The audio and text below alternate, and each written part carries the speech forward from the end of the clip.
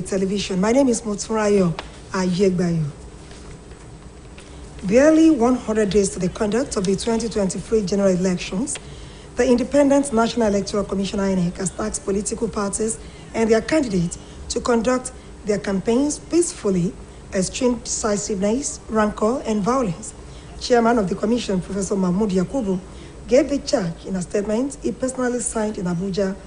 Yakubu maintained that the Commission would not succumb to pressures to drop the bimodal voter accreditation system (BVAS), and the INEC Result VIN portal said the deployment of modern technology would promote free, fair, credible, and verifiable elections. He also appealed to eligible voters to participate in the ongoing display of the register of voters for claims and objections, as well as collection of permanent voter cards, PVC. According to him, a lot of work still lies ahead, noting that elections are getting better and citizens' confidence in the process is increasing, adding that the Commission's allegiance is to Nigeria, and Nigerians want free, fair, credible, and verifiable elections supported by technology.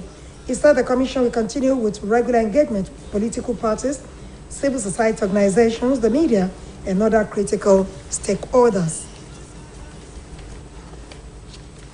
The Resident Electoral Commissioner of the Independent Electoral Commission of Nigeria in the state, Dr. Mutiu Agboke, has reassured that outcome of 2023 election will be determined by people's vote. Dr. Agboke stated this during an interview shortly after featuring on an Osbc current affairs program, The Nation Today, on the backdrop of the recent and continuous technological improvement in the electioneering process. Said the Commission remains independent and neutral, as it will provide a level playing ground for all political parties and candidates in accordance with the electoral laws. Dr. Agboke said the Commission has begun a series of sensitization programs and consultations to major stakeholders in order to ensure that the general election is age-free, smooth, and credible. The Commission will rise up stronger.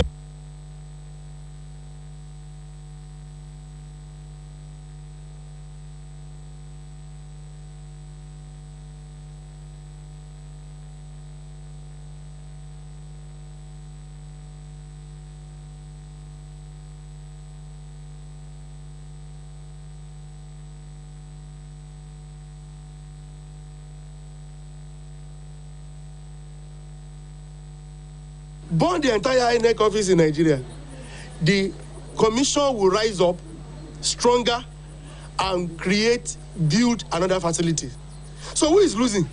We are wasting taxpayers' money. So my appeal now to Nigerians is that, number one, our parents, they should want their words.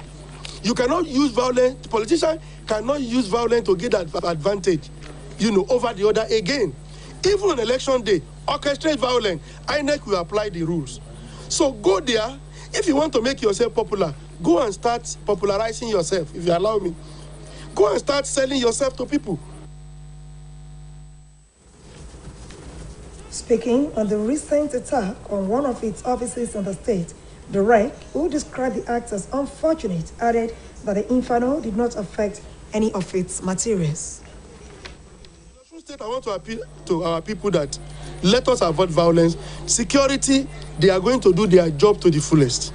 And nobody will be allowed to disallow the due process of electioneering to take place in Osun State. Osun State, since I came, has been a very peaceful environment. By our appellation, the Omoluabi thing should be allowed to manifest in all what we do. So violence should not be our watchword. Let us avoid it so that 2023 can be a better thing.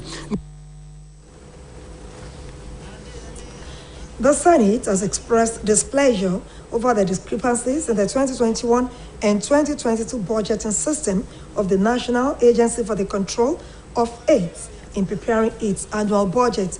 The chairman, Senate Committee on Primary Health Care and Communicable Diseases, Senator Elisha Abu, made this known when the Director General of NACA, Gambo Aliyu, appeared before the committee for the 2023 budget defense. According to Senator Abu, putting recurrent items on the capital budget of the budgeting system of the agency is a misnomer. The chairman refused to accept the 2023 budget of NACA, stating that the anomaly must be corrected in previous budget allocations before consideration is given to the current one. However, a three-man ad hoc committee has been set up to look into the budgeting process of the health agency. A federal high court in Lagos has issued an order of interim injunction restraining the federal government and other parties from executing the proposed national carrier, Nigeria Air. Justice A. Louis Alogwa, after consideration of the application and submission of counsel to the plaintiffs, that is the local airlines, ordered the Minister of Aviation, Hadi Sirika, Attorney General of the Federation, Abubakar Malami, and other defendants to halt all plans pending the determination of the motion of notice.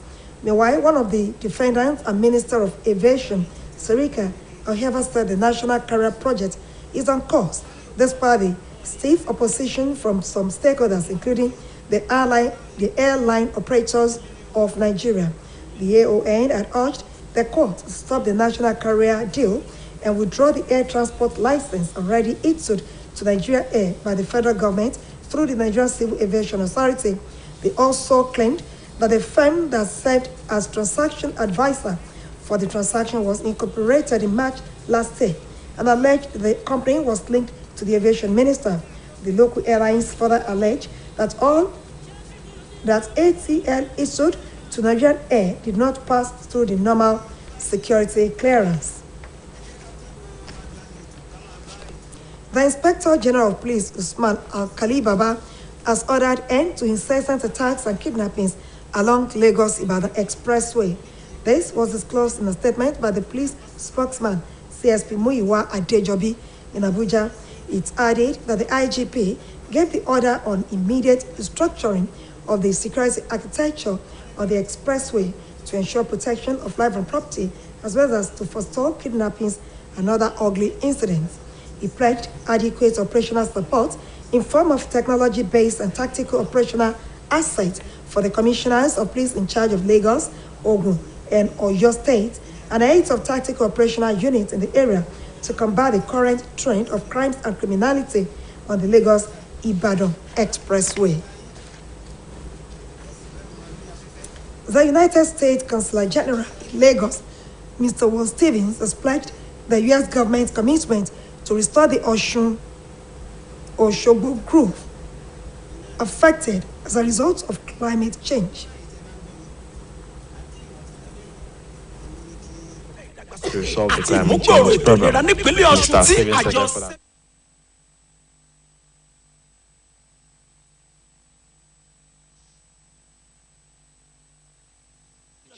Severe flooding.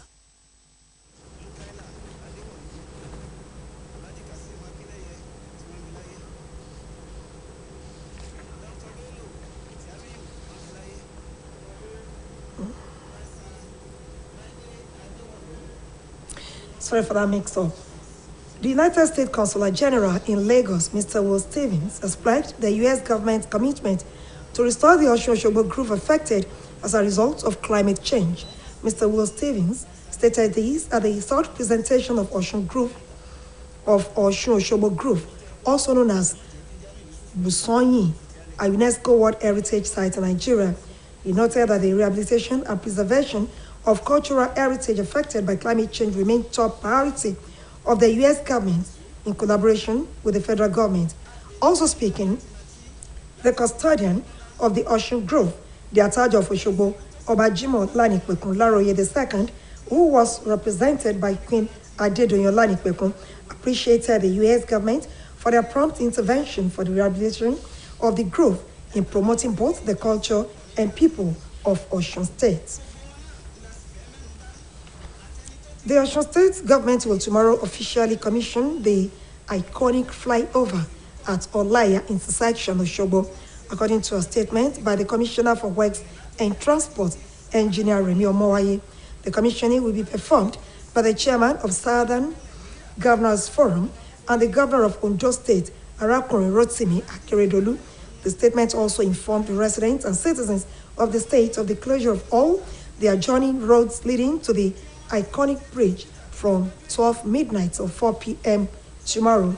It also advised motorists to make use of the alternative routes that will be provided, just as it appreciated their patience, cooperation, and understanding. Now to sports. Super Eagles head coach Jose Peseiro has the full complement of invited players as three-time African champions Nigeria get set for the international friendly with Portugal in Lisbon tomorrow.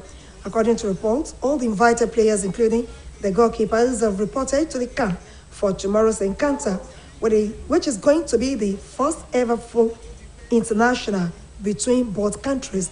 It promises fireworks, with Portugal heading to the FIFA World Cup finals in Qatar. The following day, Nigeria eager to blow a crop of new frontliners after failing to make the train to Qatar. Top scorer Victor Osimhen is out injured, but Peseiro can possibly call on fire Belgium-based Onuachu, the nifty Dazers, Moses Simeon, France-based Murphy, and the Italy-based winger Lookman. And coming from the foreign scene, the United Nations and authorities in Haiti have called for international assistance to respond to a deadly outbreak of cholera. In a statement by the UN Officer for the Coordination of Humanitarian Affairs, Haiti has appealed for $145.6 million to help contain the outbreak, which began early last month. According to the latest figures from the Haitian Public Health Department, more than 7,200 people have been hospitalized with cholera, and at least 155 have died. But the real figures are believed to be higher due to underreporting. It will be recalled that the World Health Organization had warned the country against the outbreak of cholera, which has put hundreds of thousands of people at risk. And that ends the evening news on Osbc TV. Join us at 7 for the major reports. Thank you for watching. Good evening.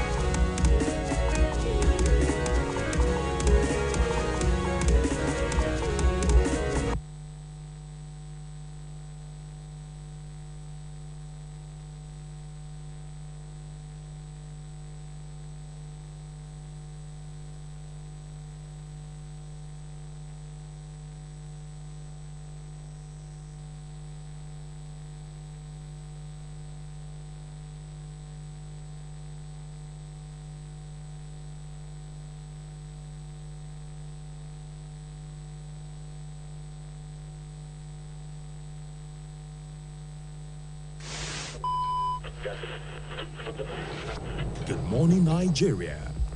Year after year, they have informed, educated, and entertained us. When you needed information